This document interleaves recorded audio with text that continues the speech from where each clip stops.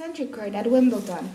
The century court at our school is the one nobody wants to play on. It is made of asphalt and has dents in it like Rivita. All the other courts are grass. Out in the sun, Century court is in between the science block and the canteen. And when there is a governor's meeting, the governors use it as a car park. The sun only shines on Century Court at noon in June, and there is a green algae growing around the edges.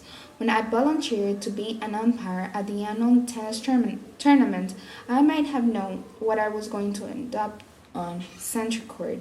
You better go on Century Court, said Mr. Evans, as it's your first time. I won't matter so much if you make mistakes. I love Mr. Evans. He is so tactful and he looks like an orangutan in his tracksuit. I believe myself that he swings from the pipes in the changing rooms, but I haven't personally observed this. You understand? He just looks as if he might enjoy swinging from things. He has very long arms. Probably he can peel bananas with his toes, which have little tufts of hair on, like beard transplant. I saw them once.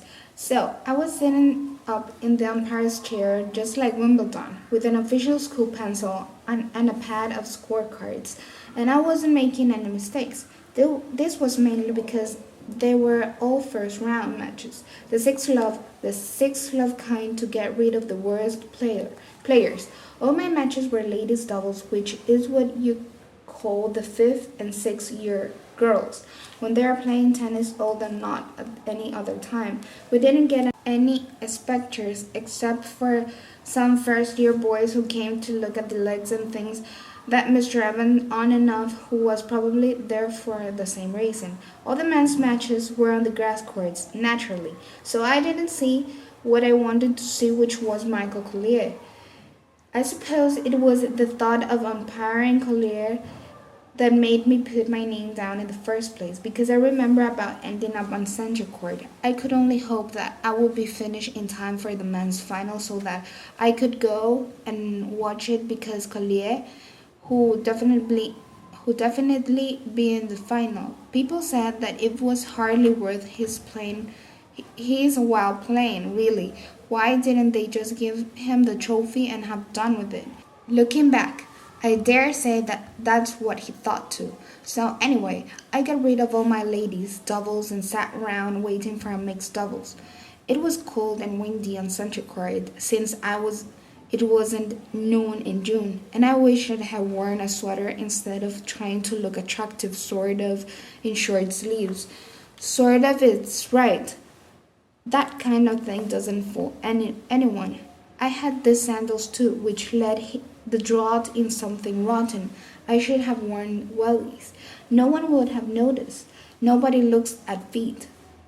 After the mixed doubles, which was a fiasco, and I thought of going in to get a hot drink, tea or coffee, or just boiling water would have done, when I noticed this thing coming down the tram lines and trying to walk on one leg like Richard and third only all in white, Richard the bride.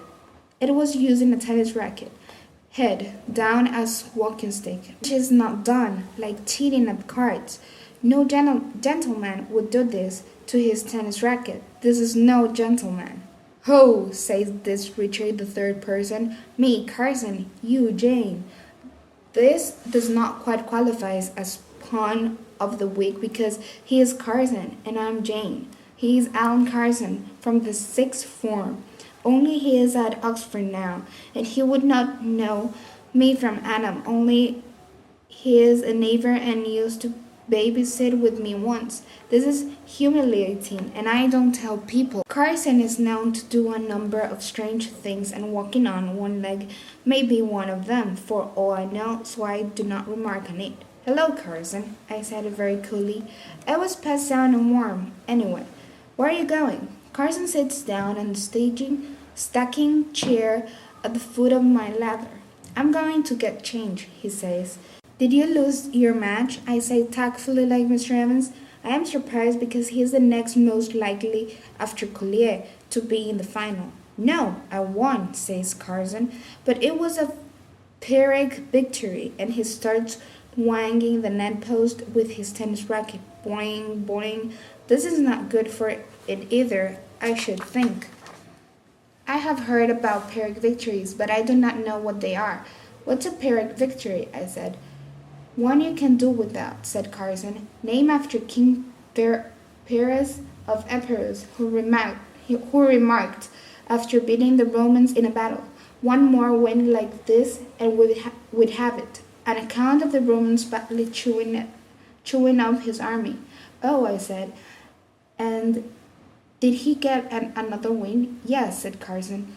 But then he got done over at the Battle of Beneventum by Curius Dentatus, the famous Roman general with funny teeth. Now I just knocked spots off Pete Baldwin in the quarter-final, and I'm running up to the net to thank him for a jolly good game, old boy. When I turn my ankle and fall flat on my back, it's a good thing, he added, thoughtfully, that I didn't get as far as the net, because I should have jumped over it and then fallen flat on my back. I could see his point. That's the kind of thing that happens to me, my Collier, in the semi-final, said Carson. Now he'll have a walkover, which should suit him. He doesn't care where he puts his feet. Who will he play in the final? I say, terribly pleased for Collier, as well as being sorry for Carson, whose ankle is definitely swollen, as even I can see without my glasses, which I do not wear in between matches, although everyone can see I wear them because of the red mark across my nose. Mills or Margarity, says Carson. Mills is currently beating Margarity, and then Collier will beat Mills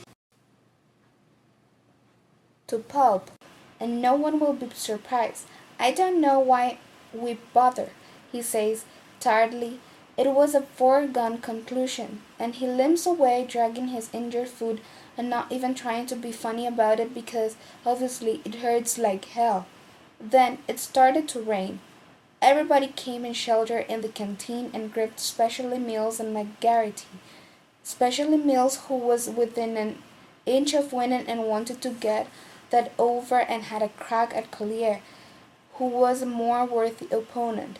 Margarity heard all this and looked as if he would like to give Mills a dead leg, or possibly a dead head. Then it stops raining, and Mr. Evans, the games master, and Miss Sylvia Truman, who is our lady games master, go out and skid about on the grass courts to see if they're safe. They're not. Even then, I do not realize what is going to happen, because Collier comes over to the dark corner where I am skulking with my cold, spotty arms, and starts talking to me. Jane Turner, isn't it? He says.